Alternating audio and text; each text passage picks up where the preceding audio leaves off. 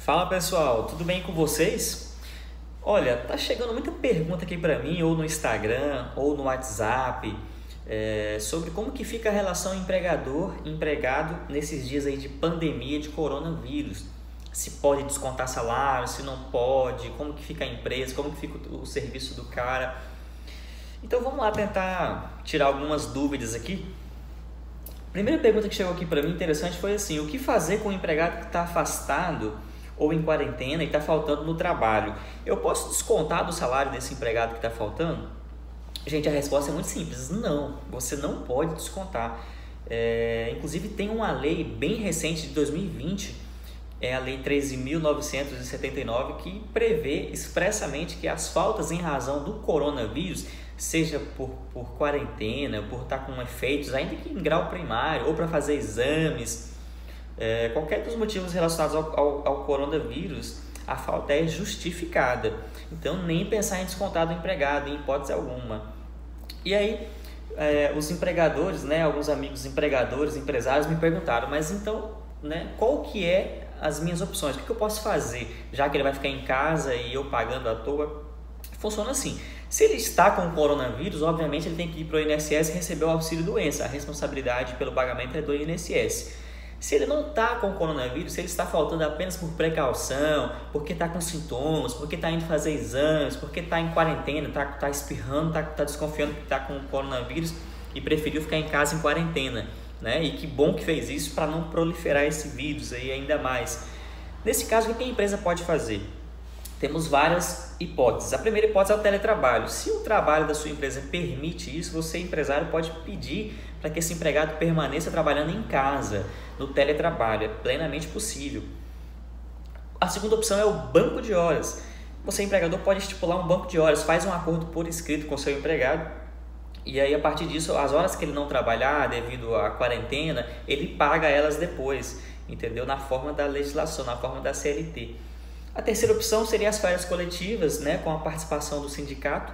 Essa é uma medida mais drástica, porque férias coletivas você vai ter que parar tudo, todo mundo, né? Então não é a medida mais recomendada.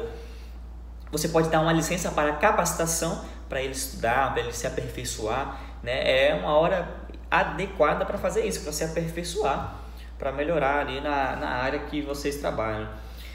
Mas a melhor recomendação é o quê? É você, empresário, dar para o seu empregado uma licença remunerada. O que seria essa licença remunerada? Você dá uma licença para ele ficar em casa e continua pagando o salário dele. Qual a vantagem dessa licença remunerada?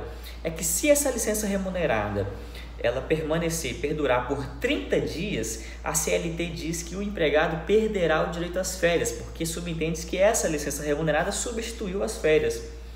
Então, você empregador, você empresário, você não vai ter prejuízo, porque se você deu a licença remunerada para ele, pagou ele ficou em casa, você nada mais fez do que adiantou as férias, como se fosse isso. Então, a licença remunerada é, no meu entender, a melhor opção para você, empresário, deixar o seu trabalhador que não está podendo ir trabalhar em casa, recebendo sem infringir a lei, e você já garante as férias dele, e aí fica todo mundo tranquilo. Uma outra hipótese é as férias. Você dá férias para o cara. O problema das férias é que a legislação diz que você tem que comunicar com 15 dias de antecedência. É lógico que nesses casos vai haver uma flexibilização dessas regras. Então eu creio que é perfeitamente possível você dar férias para o seu empregado e comunicar ele com 1 dia, 2 dias de antecedência, porque a situação é uma situação de urgência, né? E me perguntaram também: e se meu empregado não tem 12 meses de serviço ainda, eu posso dar as férias para esse empregado, mesmo que ele tenha, por exemplo, só 6 meses no serviço? Gente, pode sim, é outra regra que eu entendo que pode ser flexibilizada. Se ele tem só 6 meses, dá as férias completas para ele, como se fosse um adiantamento, né? Desde que você pague com antecedência as férias, ou 1/3 de férias, dá as férias para o seu empregado, deixa ele em casa, ficar de quarentena em casa. E quando ele completar o ano de serviço, presume-se que as férias já foram dadas, então ele já usufruiu aquelas férias. E aí trabalha mais um ano para adquirir outra tranquilamente. É um estado de emergência, é um estado que todo mundo tem que se ajudar. Empregado e patrão nessa hora vão ter que se juntar e conversar e entrar em acordo, né? Não é hora para discussão. Outra pergunta é o seguinte, um empresário me perguntou, e se eu suspender as atividades da empresa? Eu vou suspender a empresa por completo. Eu posso deixar de pagar o empregado? Gente, também não. Ainda que você suspenda as atividades de toda a sua loja, de todo o seu comércio, o empregado não pode ser prejudicado, porque o risco do negócio é da empresa. O empregado não tem nada a ver com isso. Então você não pode parar de pagar o seu empregado. Outra pergunta, né? O empregado pediu teletrabalho e o patrão não deu. E aí o patrão falou que não vai dar teletrabalho para o cara e também não vai pagar. Gente, também não pode. Se você negou o teletrabalho para o seu funcionário, né, você vai ter que continuar pagando ele do mesmo jeito. Outra pergunta interessante. Um empresário me perguntou se podia dispensar o empregado por justa causa, né? Na verdade não é por justa causa, é por força maior. Ele quis dizer força maior. Sim, nessa situação o patrão pode demitir o empregado em razão de força maior e ele vai pagar apenas metade das verbas ao que o empregado teria direito.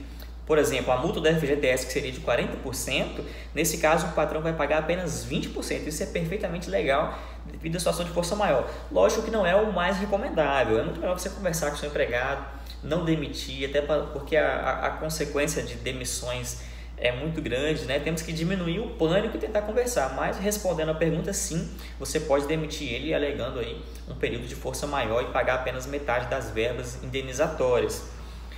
E por fim, uma advertência aos empregados: cuidado, vocês que estão faltando no serviço aí por causa do coronavírus, tranquilo, vocês estão resguardados. Se vocês estão com sintomas, né, estão aí em quarentena. Mas se vocês não têm sintomas nenhum, se vocês não têm sintoma, não está indo fazer exame, está faltando apenas para ficar em casa, apenas de medo de pegar o coronavírus, sem nem conversar com o seu patrão antes, cuidado, porque você não está abrangido pela lei. A lei fala que só pode faltar quem está ali com sintomas, em quarentena, alguma coisa assim.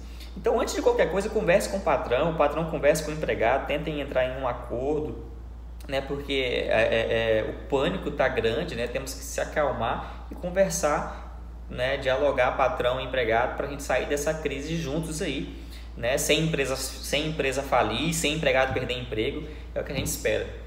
Tá bom? Espero ter ajudado vocês aí, até mais.